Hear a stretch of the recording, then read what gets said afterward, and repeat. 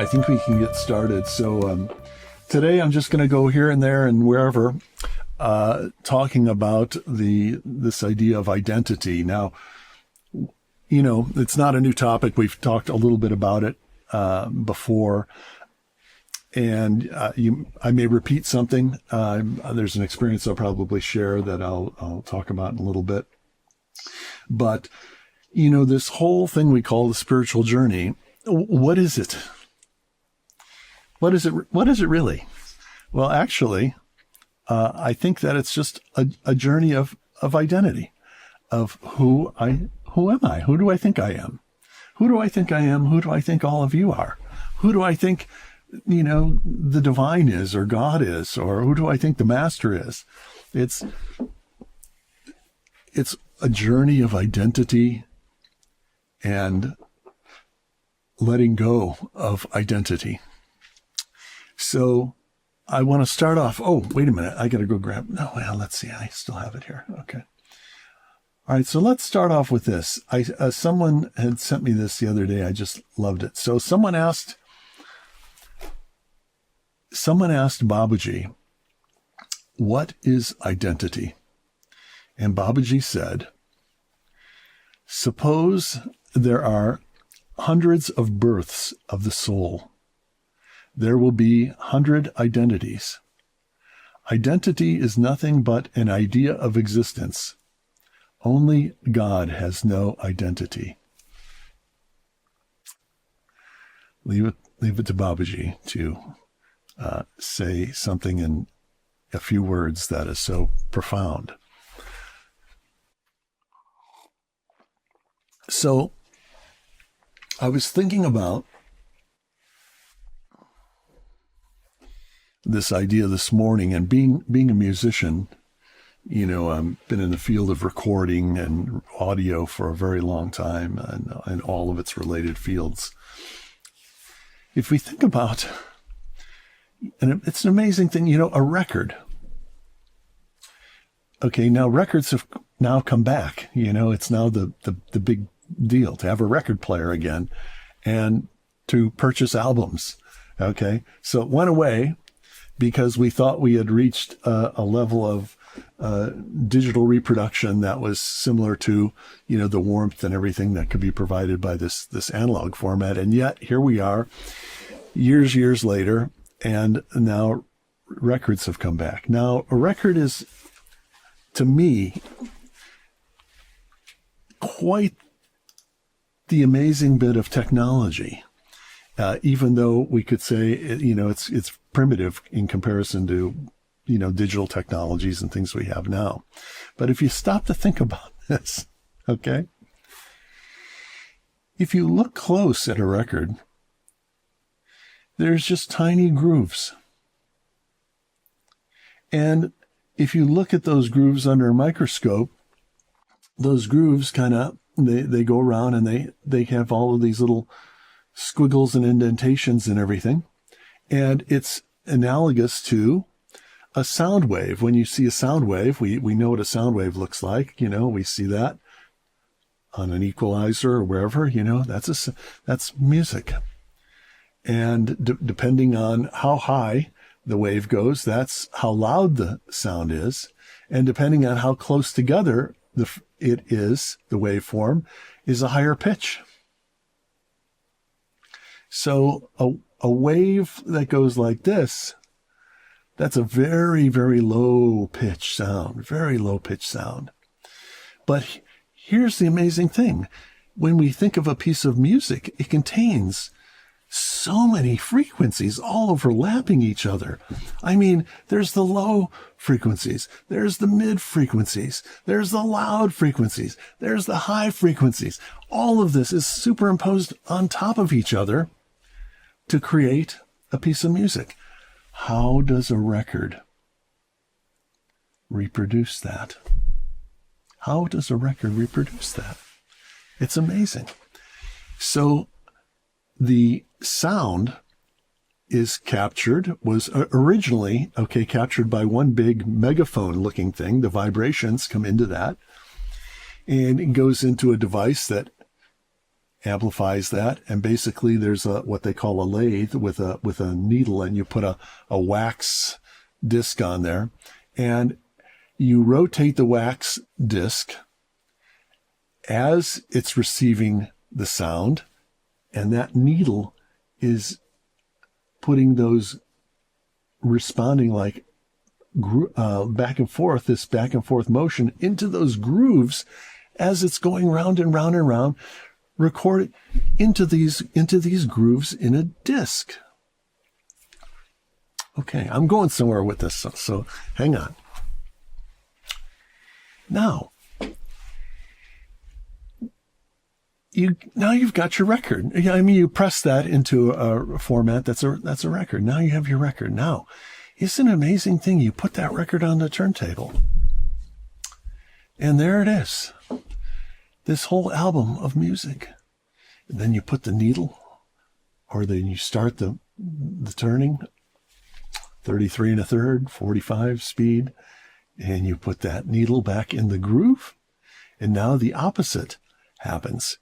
The needle is bouncing around all over the place in that tiny little groove. It's bouncing around. It's going back and forth, back and forth. In stereo, it picks up both the groove on both sides is recorded these cuts, these things, and this needle is now bouncing around in there. That gets amplified and gets amplified through the speakers, and we hear the sound again as it was originally recorded as cuts in a groove. Amazing. So here's the question. When the record stops playing, where's the music?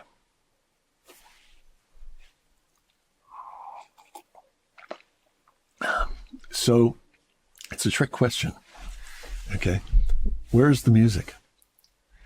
Because we can't say that the music is the groove.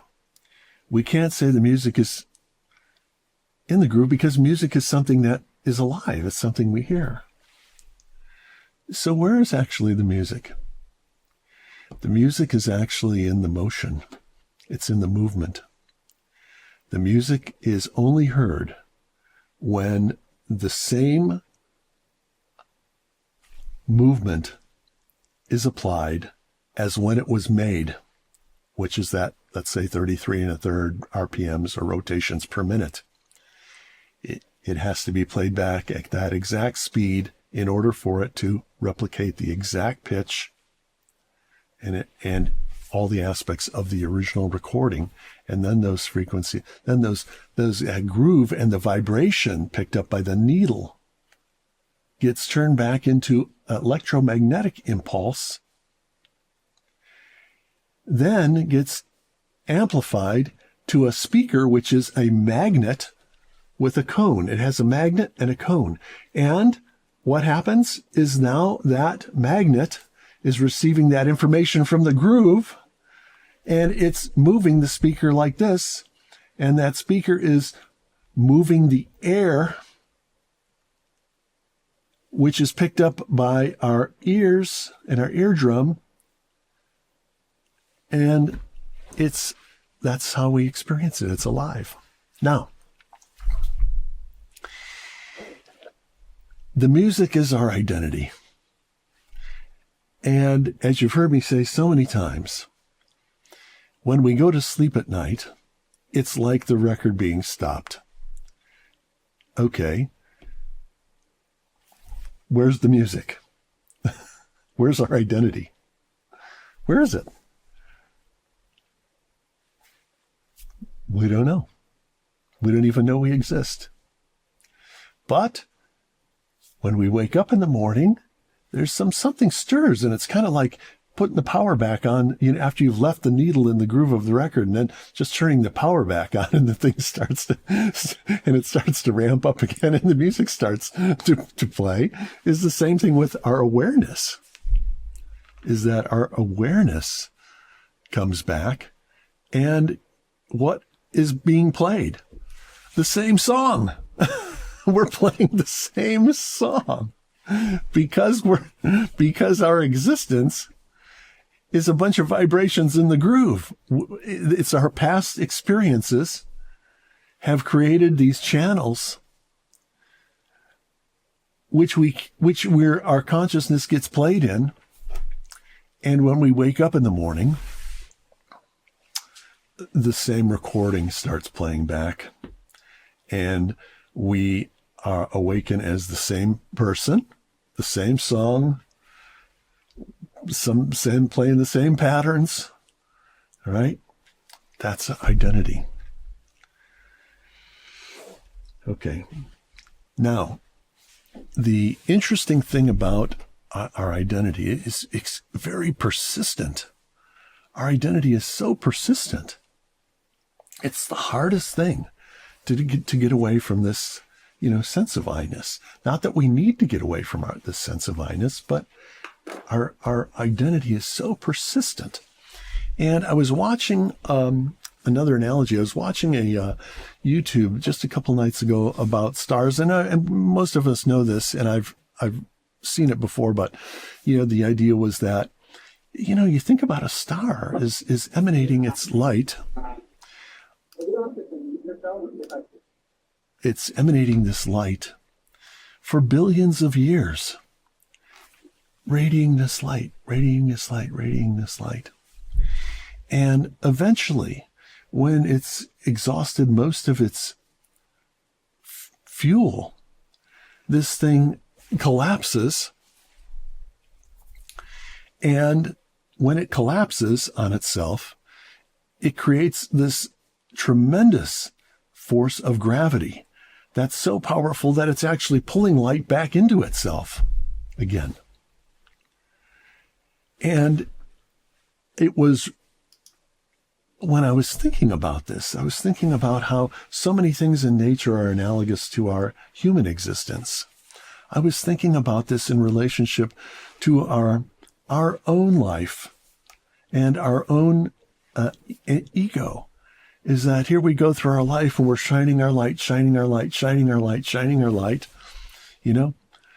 But, it's all through, it's like there's this, it's like the star, that doesn't want to give up its identity. Even when it's run out of fuel, it doesn't want to give up its identity. It sort of implodes on itself, and it creates this gravity sucking everything into itself, like this I-ness, this me star. I'm gonna still exist.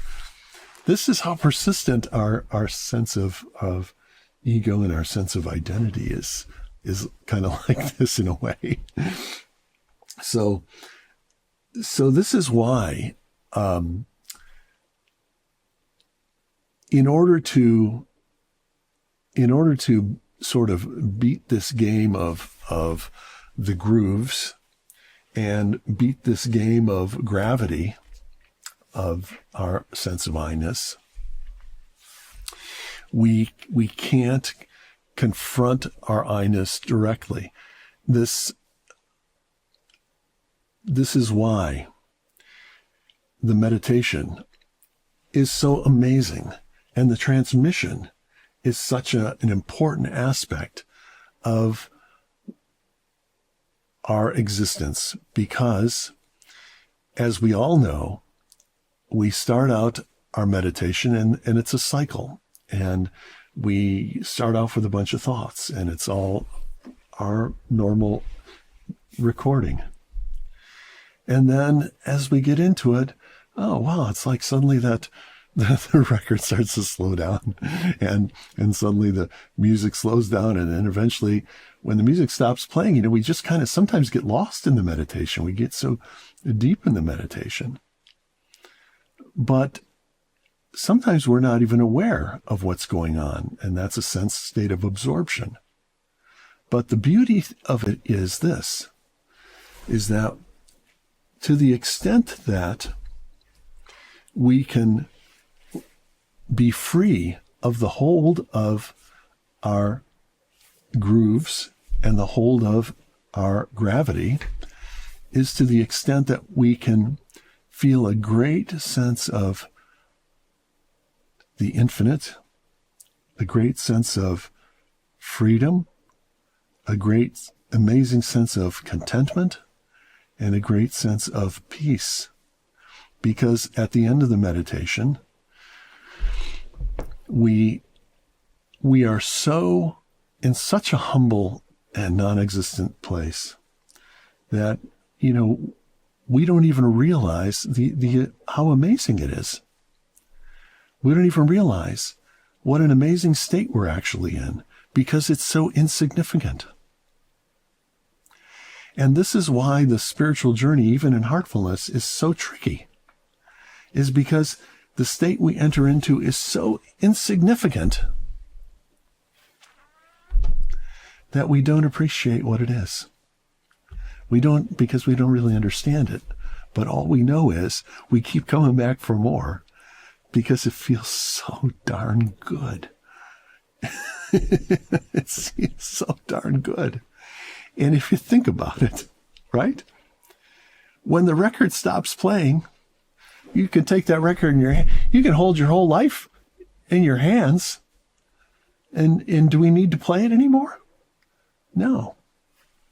Put it back in the sleeve, set it on the shelf. Okay, there's that. And then we're free. We're free. Now, how does this translate as far as spiritual condition goes? So I'm going to share an experience, and I've shared this before, but I'm going to share something that happened to me. Oh, here comes Maxim. Good. I want to share something that happened to me back in the early 2000s. I was at a gathering in India at the Babaji Memorial Ashram, which is in Chennai. That at that time, that was the main ashram. Beautiful, beautiful place. And Chariji lived there in his cottage. And there was a big gathering. It was one of the birthday celebrations. Could have been Lalaji's birthday. I'm not exactly sure. And it was held just down the street from the ashram in a big empty field where they had put up a tent and, a stage. It was very nice.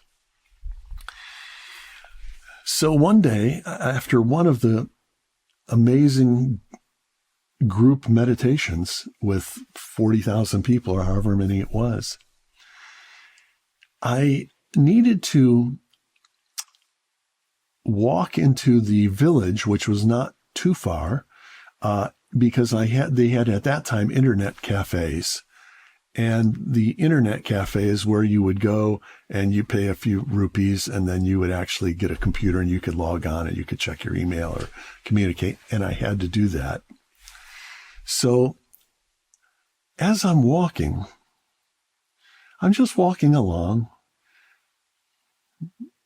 I don't remember, maybe not even thinking about anything, just feeling this beautiful condition from the group meditation.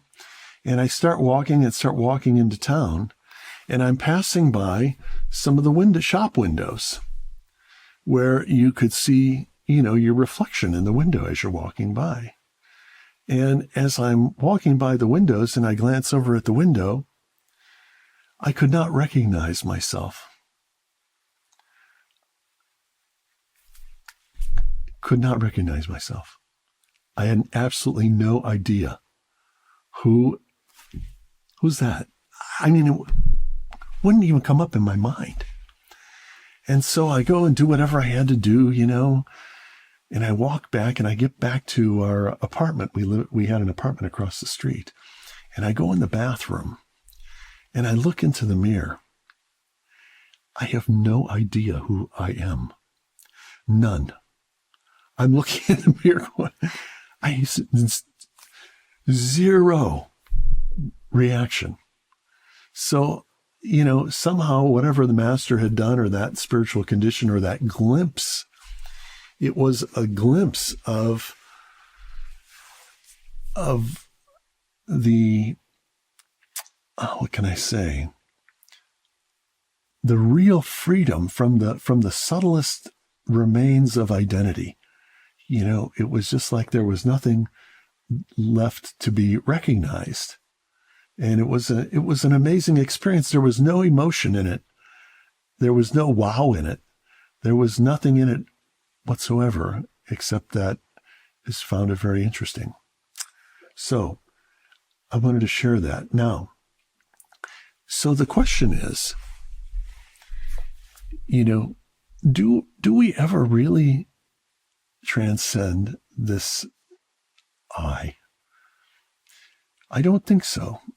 Do we ever really transcend, our sense of identity? Or are we even supposed to do that? I'm not so sure. I don't think so. Because in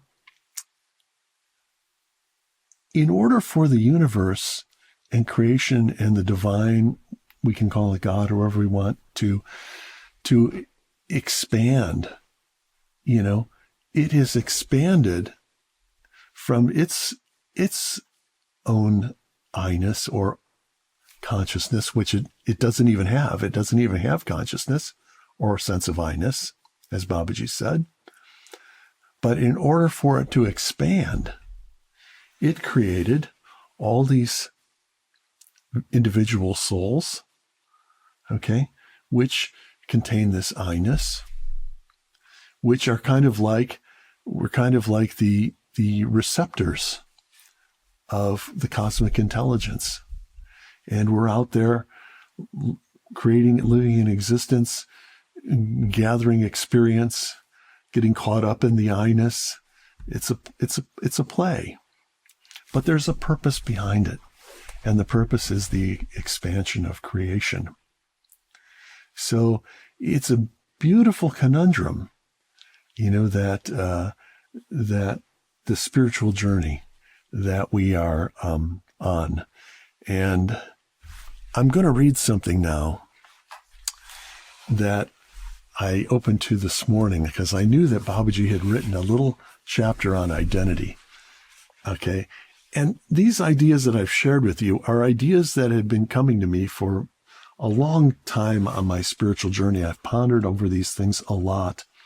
And when I read this morning, and I probably have read it again, it's just sort of confirmed. And again, in Babaji's typical style, there's a lot packed in here, but it's so great. Here's what he says about identity. Every embodied soul must have an identity, which at the higher level is finer and subtler. The subtler the identity, the more powerful will a man be in life. Identity remains in existence till the time of Mahapralaya, which is the great dissolution of the universe. When it loses its individuality or identity and merges into one common identity, capital I, which later serves for the cause of the next creation.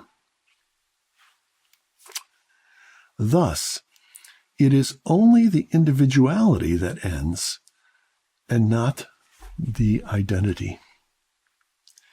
It is so because of the dormant action at the root or the center, where the difference between being and non-being is but nominal. This is what he says.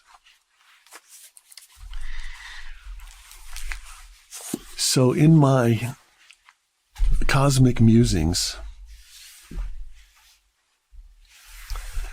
I think to myself, then what are we doing? What is this spiritual journey? Why are we even bothering? I mean, and we hear the goal is nothingness. That's not sounding very good. That's not enticing, but we seem to be clamoring after it, So I had this idea, and the idea is this. As Babaji says, as we divest ourselves of all of our grooves and be free from the gravity of I-ness, that we become subtler and subtler in our existence, in our being cosmic beings. Could the purpose be that in order for creation and future universes, that it takes an egregore or a group of people to reach such subtle levels that, as Babaji said, is the most powerful, to ensure that the next creation will go on an even more positive track when its identity expands. So I've looked at us for a long time. I've had this idea that we are the seeds. We are the seedbed for the next creation in the long term. I mean, very long. Perhaps that's so. And doesn't that make us all the more wondrous? And in our journey to insignificance, we inevitably are perhaps the most significant thing in creation. And with that, dear friends, let's meditate.